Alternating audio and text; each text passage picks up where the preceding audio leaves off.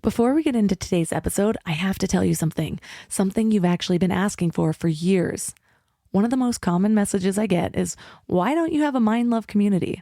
Well, I listened, but I wanted to create something that wasn't just another Facebook group. I wanted a space where we could actually grow together with purpose and direction, which is why I created Living Mind Love. Every month, our community is going to explore one powerful focus area together, breaking it down into simple micro practices that actually stick. There's always something new to look forward to, always progress to celebrate, so you'll understand the neuroscience, connect with the spiritual wisdom, and most importantly, have a whole community supporting your growth every step of the way. Honestly, the community alone would be worth it. And I know people are going to join for just that, but we're going so much deeper than that. This is the most value-packed resource for learning and growing together that I've ever seen, let alone created. So you'll be part of the first ever Mind Love community on School, where transformation isn't just possible, it's inevitable. So if you're ready to grow with an amazing group of like-minded souls, go to mindlove.com/living to join the waitlist. And you'll get instant access to my 10-year vision meditation. So let's get into today's episode. Welcome to an exclusive episode of Mind Love. Today's episode is all about dealing with massive change. Allow this time to be a real powerful phase for you, and know that big decisions are being made. We are, as a society, I believe, redesigning systems. A lot of the systems that have broke because they were broken. Like, they already had a lot of holes, and COVID just exposed the holes and has given us an opportunity to say, how can we build this back better? How can we design something that is going to be better? And how can we look at other ways of doing things? Because there's more than one way. There's more than one way. If there's one thing that we've all been thrown into collectively this past year, it's massive change. Even if you're somehow one of the lucky ones whose business didn't change much, or who already homeschooled, the world around you has changed quite a bit. And we really don't know when or where these changes will stop or ease up, or become even more intense, just keep changing. So I'm curious, how do you feel about change? Do you handle it well? Do you usually avoid it? Are you optimistic when something happens outside of your will? I consider myself an in-betweener. I need change. I need to switch up my work environment to stay motivated. I need to set new goals. I need new ways of working. I need to travel and get out of town. I work way better as an entrepreneur or with a startup because I can make big changes quickly without having to go up a whole hierarchy. My old boss used to call me the chief of efficiency because my first thought with any of our processes was, there's gotta be a better way. Yeah, I blamed too many infomercials as a child. But when I'm not the one dictating the changes, I have noticed that I resist. I've also noticed that the older I get, the more I resist. Well, it turns out that's pretty common. There are psychological reasons why many of us seem to hate change. It's not just that people fear change, though they also do that. It's that they genuinely believe, usually on some subconscious level, that when you've been doing something a certain way for a long time, it must be a good way to do things. And the longer you've been doing it that way, the better it is. So change isn't just about embracing the unknown. It's about giving up something old, and therefore good, for something new, and therefore not good. There was a study done about 10 years ago that shows that people have a very reliable and tangible preference for things that have been around longer. So in one study, students preferred the course requirement they were told was the status quo over the new version, regardless of whether the new version meant more or less coursework. And then they liked it even more when it had been around for 100 years rather than only 10 years. This one's so opposite for me. This is an instance where I'm like, I want the new updated version because I feel like we have more information now. But whatever, to each their own. In another study, people who were told that acupuncture had been around for 2,000 years expressed more favorable attitudes towards it than those who were told it existed for 250 years. Interesting, right? So with all the change happening in the world, not only do most of us have fear and resistance, but we also have all of these beliefs that things are going to get worse. I feel that. If I'm not the one that's dictating it, who is? And my biggest thing about change is trusting the person or people facilitating it. I feel like it's getting harder and harder to figure out who's acting out of altruism or their own self-interest. Who's profiting off of these changes? Is there another agenda? Who or what is really making the decisions that seem to not make sense behind the scenes? Well, what I've realized over the months is that regardless of how much I mull over all of my fears, I still can only change the things that I can change. And when I focus on what's right in front of me in this very moment, I feel more empowered to deal with whatever this crazy planet throws at me. And I do want to clarify something that I've gotten a lot of questions about when I post about it on Instagram. This idea of acceptance doesn't mean that I don't advocate, but it means that I start with myself first. I make sure that when I'm acting to inspire or influence, I need to do so from my higher frequency. Otherwise, all I do is spread more fear or hopelessness, which is literally creating more of that in the world, and that's not what I'm trying to see. So today we're talking about how to deal with massive change, from pivoting your business to homeschooling to dealing with loss and tragedy, and how to do so in a way that you're actually thriving instead of barely surviving. And now let's welcome Jenny Fenig to the show. Thank you, Melissa. Thrilled to be here. So to start out, what's a little bit of your story? How did you find your calling?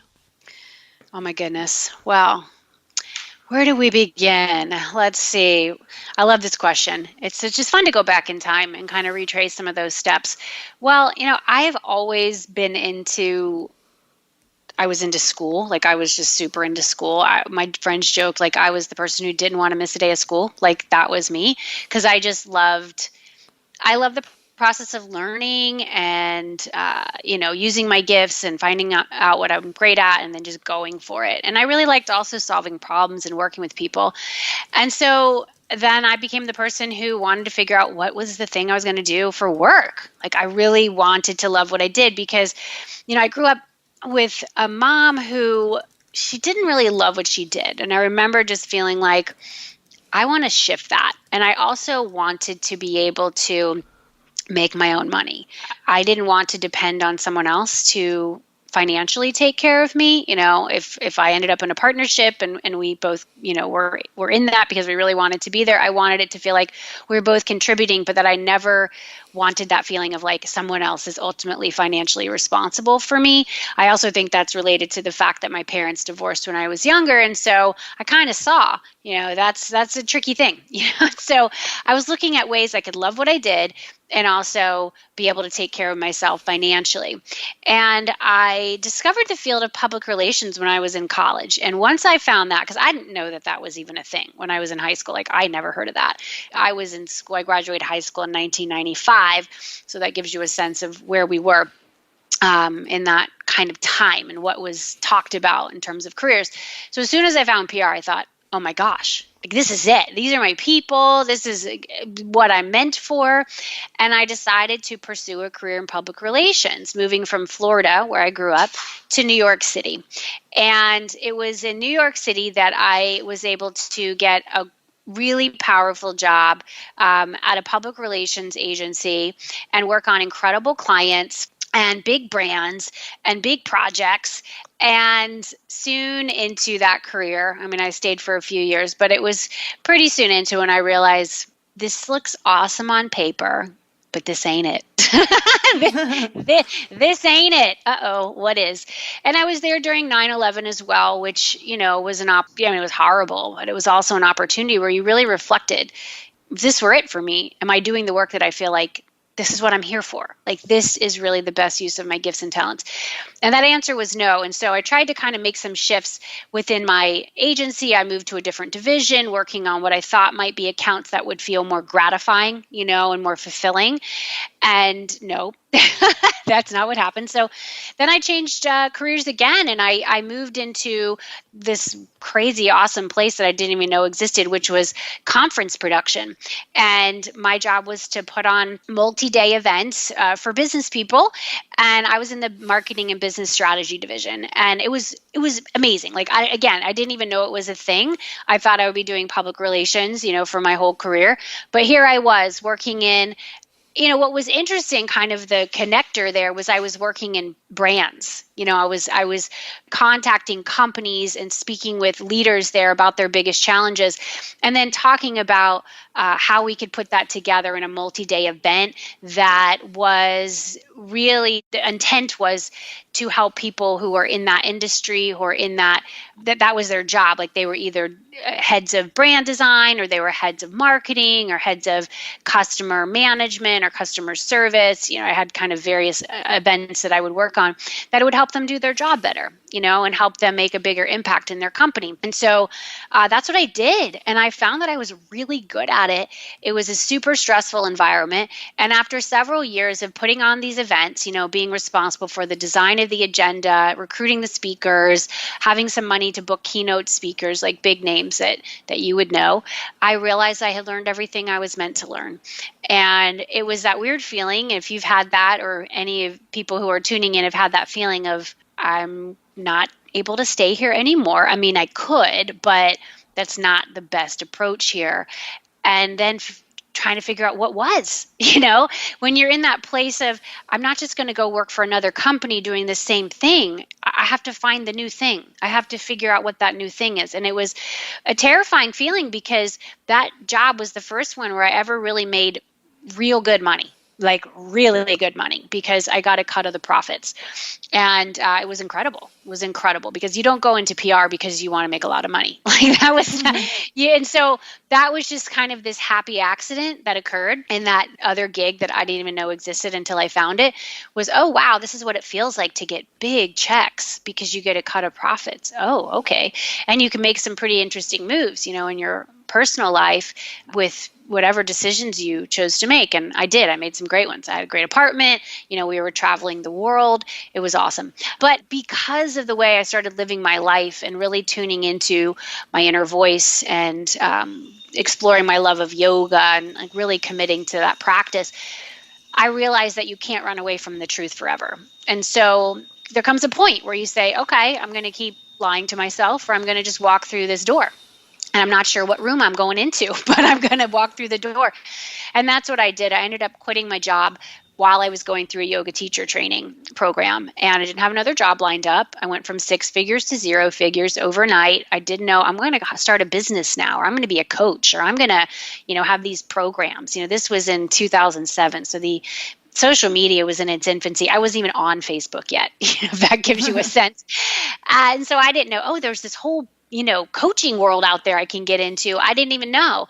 I just was willing to jump off the ledge and give myself some space in my brain and on my schedule to just figure out what was going to be the best use of my time and talents. And because of that decision, I eventually stumbled upon the field of coaching, and I said, oh my goodness, like this is a thing. This is what I've always done. Great. I can be a good one of these, coaches. I can learn how to do this, and I can, start a business. And that's what I did. I signed up for a coach training, dove in, started my business. While I was growing it, I was doing freelance conference production on the side to really bring in regular money. And I think it's important to talk about that. Doing something that I knew how to do. I wasn't passionate about it, but I knew how to do it. And it would bring in some of that regular revenue so that I could focus on, learning to be an incredible coach, and then what I needed to know to build a business as a coach. And that was that. That was way back, more than 10 years ago that this all happened for me. And it's been an incredible ride. I'm able to work from home. I moved from New York City to the Berkshires of Western Massachusetts more than 10 years ago. I started having kids.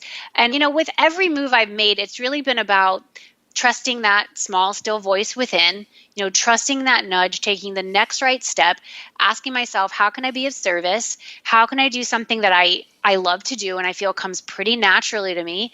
And then from there, just continuing on. It's like doubling down on what works, and then really providing something that I wished I would have had. when I was coming up. And that's a lot of what my business is. It's a lot of teaching, it's a lot of training. Obviously, it's rooted in coaching, but it's helping my community of women coaches, consultants, transformational teachers, wellness professionals really create a business that is an extension of their natural gifts and talents. And to know how to do that, with the technology and putting together programs and having a strong message and being an incredible communicator and a speaker. And I do it all from home. We homeschool our kids too, which is an important detail. And we were doing this pre-COVID. And my husband and I very much work as a team. And it's just been, I'm just so grateful for it. And I know that many people are in flux this year, especially because of COVID and everything else that's going on. And I can honestly say, if you're willing to just trust a lot of the changes that are happening, I know that they're not easy when they're happening, or if they get kind of pushed onto you, if you're perhaps let go of a job or whatever, because that's happening a lot this year, especially, that there is such a magic in the reinvention. Right. And that's what kind of struck me about your story, is you used the whole tragedy of 9/11, and that was what made you come to these realizations that, like, is this what I'm supposed to be doing? And it is so hard, though, when there is a tragedy, especially one, it's one thing if it's a tragedy that just happens to you, it's one and done. But when there's a tragedy happening in the world, or all these changes happening in the world, and you don't really know what's going to happen. It's like, our business is going to open back up. Like, is this really the new normal? Like, what's going to happen? Is there an agenda behind this? It's so difficult to want to make a decision, because you're like, what's going to change after this, And so how do you use something like that and get around some of those mindset blocks of let me wait and see what happens after this? Because I know a lot of people were doing that at the beginning of COVID, thinking it would be a few months. And now we're like, well, when is the end of this? Right. And I don't think anyone can say that with certainty. Well, it's going to end in February 2021. Like, it's just so, and that's what's hard, especially for us planners. I'm raising my hand, like, I like to plan things. I like to do in-person events and gatherings, and I cannot plan one of those with confidence right now, because so many of these things are out of our control. So, well, first of all, it's just to admit this is out of our control. All we can do is control how we show up, and a big piece of the work, and something I repeat to myself a lot, and I share this: peace begins with me. Peace begins with me. Peace begins with you. Peace begins with everyone tuning in right now. And I think our work is to really tune in and get intimate with who you really are. Like, what is your true nature? Is what you've been doing, from a work perspective, or how you've been living, or maybe where you've been living, or the relationships that you're in, is that true? Is that really what you want to be doing with your time? And I know that's not an easy question to ask or answer, but when you really get intimate with this dialogue, you'll be able to live, I think, with less friction and with more honesty and flow. And that's really the magic. I mean, my deep knowing and appreciation is around this gift of time.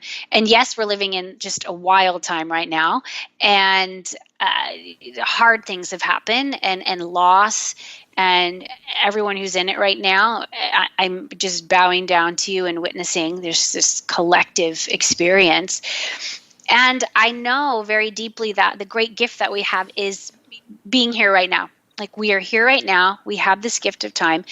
And, I mentioned this story of me where I was in 9/11, working in New York, and just having that having a big impact on my thinking and how I wanted to spend my time. But if you backtrack even a bit earlier out from that, in the year of 1994, I experienced a huge loss, and that is a massive driver for me. That's when my younger sister died of cancer. She was my only sibling, and I was 16 at that time. And so I had this, incredible and heartbreaking experience of losing someone very close to me, and having that message of time is the great gift. It is the great gift. And so, we're here right now. You're listening to this podcast. You're alive, and you have time. You have time. And what do you want to do with that time? So my whole thing now is this idea of use your time wisely. Use your time wisely. This year's been really interesting because I have been blessed with the opportunity to speak more than I've ever spoken before. And get paid for it. As I mentioned, I was a conference producer all those years, so I had speakers on my stage. I was speaking to kick off the conferences. I've spoken my whole career. I'm comfortable doing it, and I enjoy it. But this year it's been really interesting because this opportunity, because of COVID, came into my life where a contact I have owns a business, and they have been doing lots of person wellness fairs for their clients. They have clients all over the U.S. And because of COVID, they had to stop doing these in-person fairs. Like they couldn't go into companies and, offer up these services. So they shifted to online. And because we know each other and she knows that I started homeschooling my son years and years ago, which was something I didn't want to tell people at first because I thought, who's going to take me seriously as a businesswoman if they know I'm homeschooling? Like that, I don't even know how I'm doing this yet. So I don't want to tell people I'm doing it. So I'm just kind of keep that on the down low. Well, eventually start, being public about it and everything else. And this particular woman who owns this company knows because our sons used to be in the same class. And then my son goes, I'm not going to school anymore. I'm going to be homeschooled. And so when this happened and this big shift happened for all of us here because of COVID, she reaches out and says, we're going to start having these online wellness fairs and we need this topic, homeschooling and work balance. Like our clients, their employees are, this is the situation right now. They don't know how to do this and you do. So will you come and talk about it? And so, that's been this incredible opportunity this year where I have so many of these things booked. I get to talk about the thing that I love. And that's just a message I want, your audience to take in that, often we get these curveballs in our life and we're going, why did this happen to me? I can't believe this happened. Honestly, when that happened with my oldest son, where he refused to go to school, like I learned that there's literally a term called school refusal for kids who refuse to go to, it is. I'm like, what is this? It's like school refusal. I'm like, oh my gosh, that's what my son has. It was scary because I tried to get him to not refuse. You know what I mean? And if you've ever tried to get a child to do something that they're adamantly opposed to, you'll realize, oh, that's not going to work. So I had to really surrender to that. And I remember just going through like weeks and weeks of just going, why is this happening? I can't believe this is happening. Like I was making real traction in my business. I'm like, that's it. I'm just going to have to stop everything. I mean, I don't know how I'm going to do this. And I felt really scared and sad and everything else. And then I just, surrendered into it and everything else. And it's been an incredible ride. And we homeschool all three now and they all want it. And now I get paid to talk about that to companies. I mean, it's just one of those, I have to just laugh at the, humor of life sometimes and how you can't see it in the moment. You see it when you look back and how it's all set up. So that's what I'll just, offer up to everybody that I know you're going through something right now or someone in your life is. On paper, it makes no sense. And you're going, this is just really bad. And if you can just, feel your feelings for sure, get support around it, but just trust that it's working out for your highest and best good. And there's something in this that's just preparing you to really be of high service. And it'll be interesting as it continues to play out. Yeah, so many of my big life changes have happened because I've been willing to be flexible and kind of just listen to what I'm being called to do. But there's a balance also because now it's like the more recognizable I am or like the more I build my business, the more offers that I get for things or the more opportunities that come my way. And so there's this balance between being open and being like, well, this is where I'm being called, and also learning to say no to the things that, aren't going to be for our highest purpose or the things that aren't that hell yes. So how do you differentiate between that? Because I will say that even some of the things that end up being a hell yes, my first instinct is kind of I don't know if I can handle that right now. And then I have to work through it. You know what I mean? Totally. Such a good question. And I still go through that. And that, that story I'm telling you about this speaking, this whole new path that's opened up for me and just a whole new revenue stream. At first I'm going, I don't really know if I want to take this on. Like it felt very nebulous. It felt like a lot of work and I didn't see the payout at first. And when you're a business person as well, you're going, well, hold on. Because you know what you can do. When you're kind of running your own programs or what have you, you're like, okay, well, if I put energy in here, here's the output, here's what I can expect, a range. And then you're looking at this going, well, what's that? That just feels like, I don't know. And so, using that as an example, I wasn't so sure, but there was that small, still voice within was saying, check it out. Just pursue it. And it's often the ego that we need to really look at, because my ego is going, I don't know. I mean, is that going to be like enough for you? Is that going to be really worth your time? Because your time is super valuable, Jenny. But there was that small, still voice within that said, try it. Just play with it. Give it a period of time. And if after this period of time you're going, nah, it's been interesting, thank you, but not for me, then you can always change tact. But it was that pursuing something that I felt connected to. And so I think you've got to really decipher between where you're getting the messages from. And sometimes, you could have a colleague who would say, oh, why would you do that? I wouldn't do that, but they're not you. And there's something larger at play. And I think you also want to tune into, how does this feel from a service perspective? And so, again, using that example, I knew that there were so many families and parents who were reeling. They got a curveball thrown at them, the same one that I got thrown at me all those years ago. And they're going, oh my goodness, you want me to what? You want me to work and homeschool or have my kids at home and do this distance learning out? Are you kidding? And I felt not like I was responsible for helping all these people, because I think we have to keep all that in check too, or we become overly responsible and this unhealthy codependency thing happens. But it was more, I'm really committed to illuminating the power of certain paths that might feel non-traditional. All right. And I've always been like that. I've been this rebellious person that doesn't look like that on the surface, but I really am, because I just am. I know that there's so much magic in non-traditional ways. And I felt like this is an opportunity for me to get this message out there.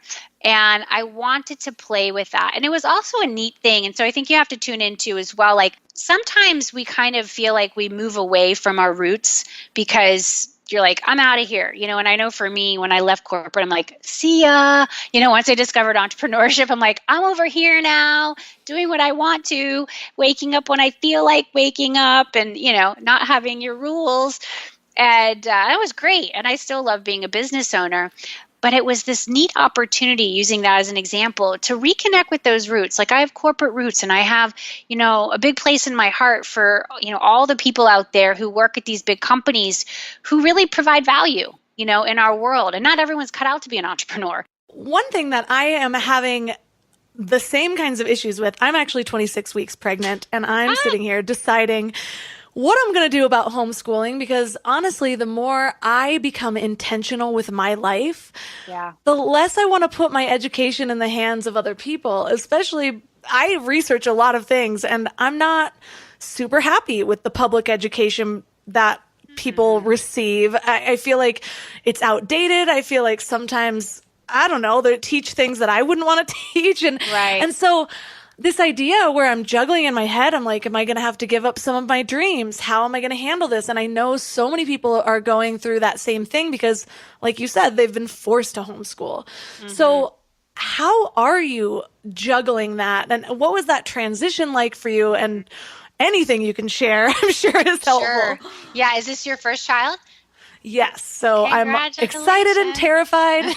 Oh, sure. All the things, all the normal things. Okay, good. Well, I have 3 kids. Right now they're in 6th, 4th, and 1st grade, which is just mind-blowing to know where we're here. My oldest son is going to be 12 in January, which he reminds me about every day. He's like, Mom, it's almost my birthday. Because let me tell you, that boy, he knows how to negotiate. I know exactly what he wants. And, that's the same one who was like, yeah, the only thing that I'm going to be available for is homeschooling. He was just like, yep, none of these other schools are going to work for me.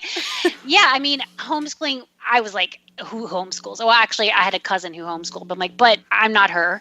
And how does one homeschool? But I can honestly say that homeschooling is the thing that I always wanted that I never knew that I wanted. All right. So there's that.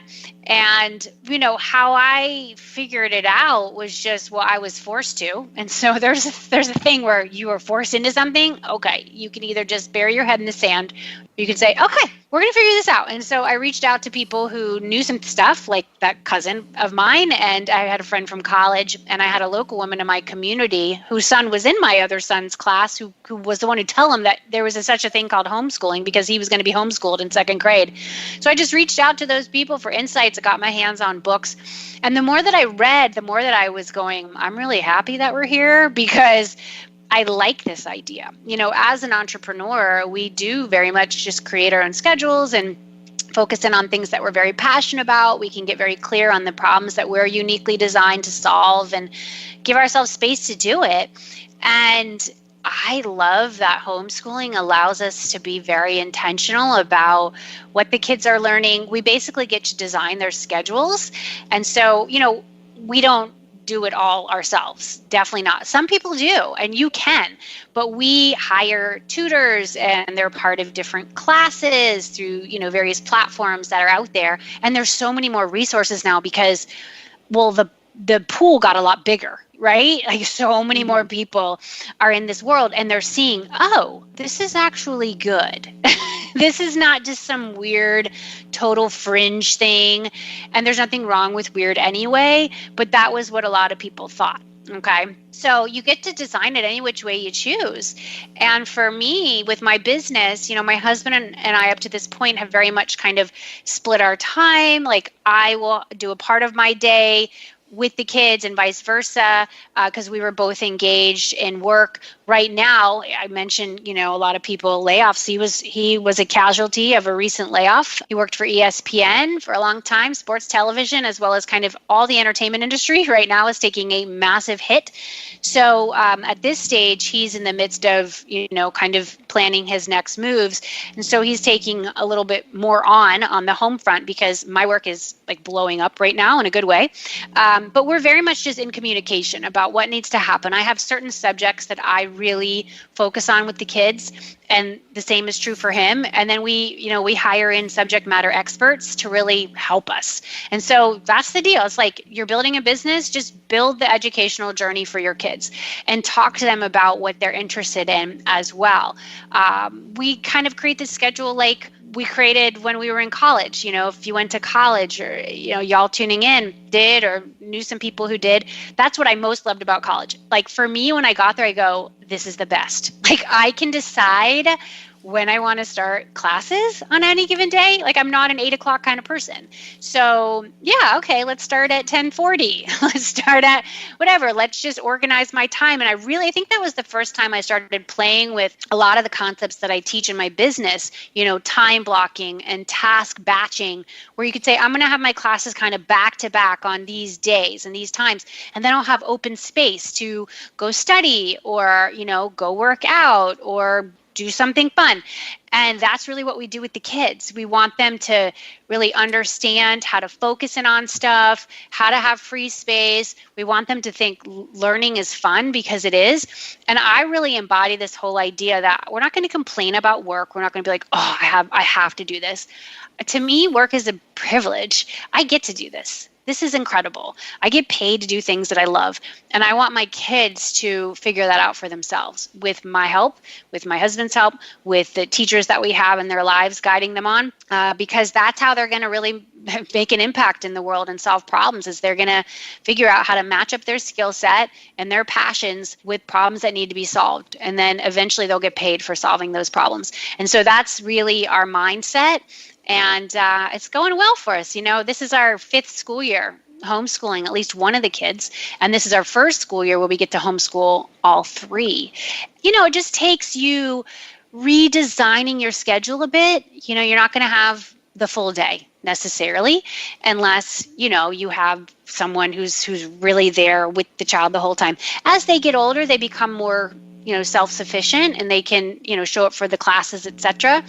With my oldest son, the one who got us on this path to begin with, I do a lot of writing with him and reading, which I love. It's like my favorite part of this whole parenting thing and certainly homeschooling. I read aloud with all the kids, but at his level, he's reading pretty interesting books, like advanced material, some of which I haven't read. Like right now, he's reading The Graveyard Book by Neil Gaiman. I've never read a Neil Gaiman book, and I have not read this book. It's so good. And so, and I'm a wonderful communicator. That's one of my great skills. And so I'm helping him, like his teacher will assign him something like, okay, you need to write an essay on whatever. And he was actually working on an essay for the last book he read, which was A Wrinkle in Time. So good. And, I'm helping him with the essay, and his teacher will give him feedback, and some of which is a refresher for me because I haven't taken, formal English since college. So I'm like, oh, wait, hold on. That's right. Like, you're supposed to do this here. When you're writing for social media or writing for your own email list, you can take some liberties that, formal English, they don't. So it's just been fun. It's been fun to kind of explore that material together. And that's really what, if you choose homeschooling or whatever it is, like everyone's kind of in homeschooling or distance learning or hybrid or maybe all in person, but you have to be very flexible right now because of COVID changing the game at any given time. See it as an opportunity to deepen the relationship with your child. Right. I love that idea of looking at the positives of it, which is hard to do when you're dealing with like massive change.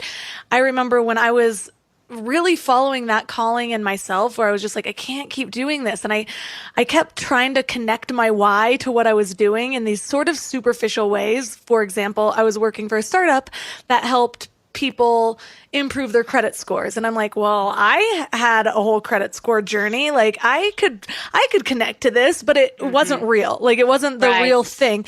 But I saw my CEO doing that. And what I realized is certain people, they can find their why in the idea of building a business. And it doesn't really need to be that thing. For me, I need to be really connected to what that business is doing.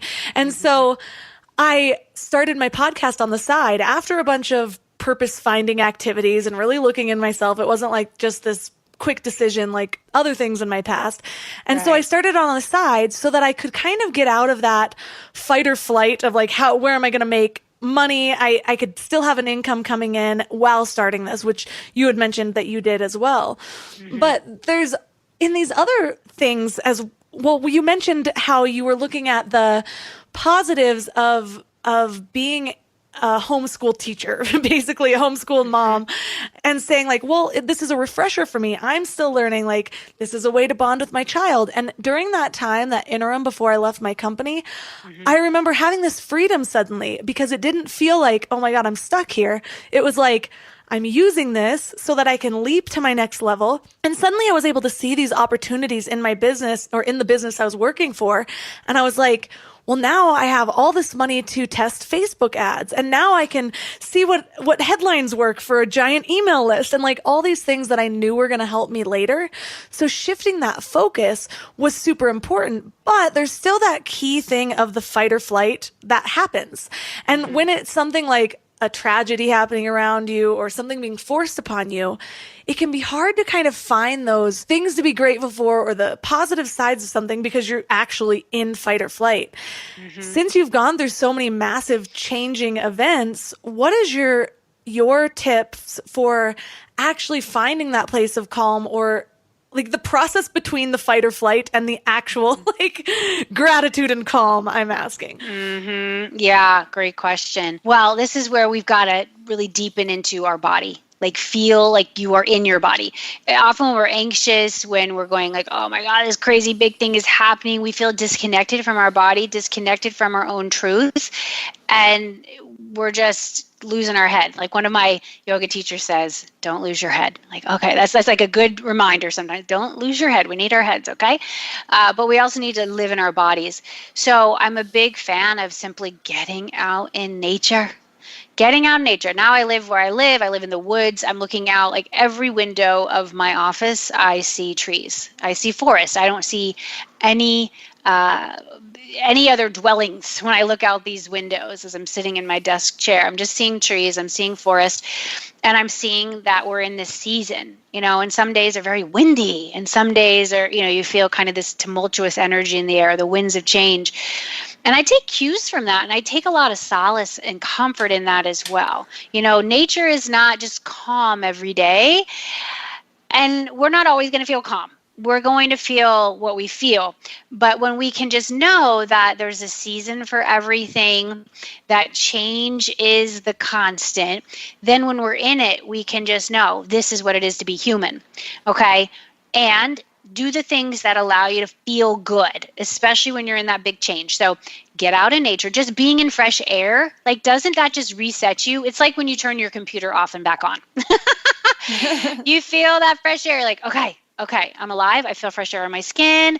All right. And your body recalibrates. I know a recalibration also happens when we move, when we get out, when we sweat, whether it be something you do in your home, whether it's something you do outside. We need to move. We need to make time for that. We're living, for a lot of us sedentary lives, we're sitting at this desk, we're looking at a screen. It's all unnatural. Okay. It's wonderful that we can do it. We can work from home, especially now when this is really the invitation for us.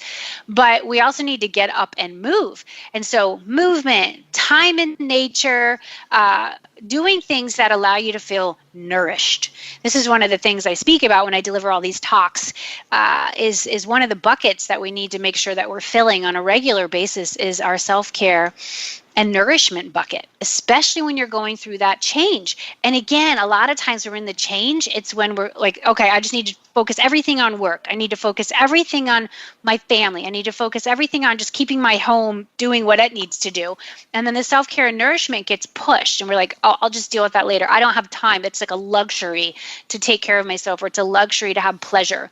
But it's when we put that as the priority that the other buckets tend to just get handled, and handled more effectively and efficiently. So I want everyone to just honor that, really. And so much of it is kind of rewriting the script in our head. I mean, I still catch myself going, oh my gosh, I don't have time for that. But, for instance, I don't know if you've watched the Netflix, it's like a mini series called The Queen's Gambit. Oh, it's so good. Oh my gosh. I kept seeing people talk about it, and I'm like, okay, I just, I don't have time for that right now. I kind of didn't have a show since Mad Men because I was just so focused on, homeschooling and my business and my health and blah, blah, blah, blah, blah. I'm like, I don't have time for shows, because Mad Men just broke my heart when it ended. I'm like, what happens to these characters? Like, I never get to see them again. I feel so betrayed. They just left. And so I'm like, that's it. I'm just not going to do that for a while. And I didn't, but this year has been awesome because I discovered the show Cobra Kai, also an incredible watch on Netflix. If you were into Karate Kid, oh my gosh. So I watched that, and it was just so fun. I watched it with my family. And then I kept seeing people talk about the Queen's Gambit, and I'm like, oh, okay, whatever. Then I go, you know what? I'm going to do that. And honestly, it felt like this act of just taking back my life. Sometimes we can move into, we're so responsible. We've got so many things going on, and these are just like frivolous little activities. And it was so interesting, Melissa, this morning, we were going to watch an episode last night, but my son needed help with his essay. And so that's what needed to happen. And I go, you know what? I'm going to watch in the morning. And then this morning rolled around, and my son goes, do you want to watch? And I go, oh my God, it was like 8:30 in the morning. I go, yeah. I mean, there was some work stuff that I was going to do. And I go, yeah. We're going to watch The Queen's Gambit right now. My other two kids were still asleep. So my husband, my oldest son, who was the one who got us on the homeschooling path, and we sat on our couch downstairs and we watched The Queen's Gambit, and it was amazing. And so it was this whole thing of, just shaking things up. You are designing your life. You really are. And I know it doesn't feel like that sometimes when maybe you're working in a job that isn't right for you, or you're in some kind of situation that isn't right for you, and you feel like you don't have control. But you can take it back bit by bit by bringing in more pleasure, bringing in more self-care. It allows you to just feel better. And when we feel better, we do better things, we make better choices, and it just becomes this domino effect that occurs. So, let 2020, this wild year, or whenever you're listening to this, because what we're experiencing now is going to impact everything in the future, allow this time to be a real powerful phase for you. And know that big decisions are being made. We are, as a society, I believe, redesigning systems. A lot of the systems that have broke because they were broken. Like, they already had a lot of holes. And COVID just exposed the holes and has given us an opportunity to say, how can we build this back better? How can we design something that is going to be better? And how can we look at other ways of doing things? Because there's more than one way. There's more than one way. Right. And at the same time, I've spoken to a lot of people who are like, yeah, but all the influencers I follow, all the people with podcasts, they had something big happen to them, and I don't have anything like that. It's like, well, here's your thing. This is big, and it's happening to all of us. And that's how I tend to look at things. I mean, right now, I've had kind of a difficult time with my pregnancy journey. Okay. And in the beginning, it was a lot of just the first trimester, nausea, feeling terrible. Yep. But recently, I've struggled with prenatal depression, and I'm just not used to not feeling out of control like that. Yeah. And so I have my tools, I have my support system, but it's definitely been humbling. It's been hard, and it's given me a new perspective. But I have to say, one of my first thoughts it was a really hard day. I had been crying for like 4 hours, and I finally found the sunlight in that day, and I was like, I need to document some of this stuff because not enough people are talking about prenatal depression because I can barely find any support for it. There's a ton for postpartum depression. I'm like, let me document my journey so that maybe I can help people later. And it's those little things. Like, we started this interview where I said, how did you find your calling? And you're like, I love going back and retracing my steps. And sometimes we have to consciously look back at our patterns to find those things that might be the calling, to connect that, like you said, some of our strengths with what's needed right now. And so thank you for everything that you shared today. Yeah, my pleasure. And thank you for sharing your journey with pregnancy, prenatal depression, and, our willingness to just be honest. I mean, that's really what it is. Be honest. If we cannot be honest with ourselves, and then if we have the privilege of being able to connect with a community and really serve an audience, to be honest with our audience, we don't have to do it immediately. Like, there's some things we can keep for us, and then when we're ready, we can do it. And so, you're going to help a lot of people, Melissa, by talking about this and, destigmatizing, if there is one, around this conversation. Because, listen, pregnancy, bringing a child into the world, it's a big deal. It's a big deal. And, there's a lot of questions too, like COVID, what you're going to be dealing with in the hospital and everything else, or if maybe you may be delivering at home, like whatever your situation is. But, we're allowed to say we are very, unique people, and we have different things that go on inside of us at any given time. And the fact that you're just saying, this is where I am, and you know what, I was crying. And I think a lot of it, Melissa, because, I went through 3 pregnancies myself and incredible journeys. Everyone was different. Like everyone, and it's the same mother, like I'm the consistent one here, but each soul was different. And we were at a different time and everything. But what was interesting is that you kind of let go of pieces of yourself, because in order to grow, you need to let certain things go. And so there might have been, some things that you were letting go of to make space for this child. And I know for me, it was like that. I had to let go of certain habits, certain ways of working. Certainly. So there's some grief that goes into that too. The questions of like, well, how am I going to be able to do the work now? It will look different, but I promise you, Melissa, you strike me as someone who's going to, go out and talk to people and get ideas and then just figure it out as you go. It will be so powerful. You are going to amaze yourself at what you can get done in, quote, less time. For listeners who are resonating with you and want to learn more about you and what you do, where's the best place for them to connect with you online? Sure. Home base is my name, jennyfenig.com. So you can go find me there. I'm on Instagram. I'm on Facebook. You can check me out there. And if any of your listeners want support with what I call reclaiming your time, we have a free template that can be helpful here. It's available at reclaimtimenow.com. reclaimtimenow.com.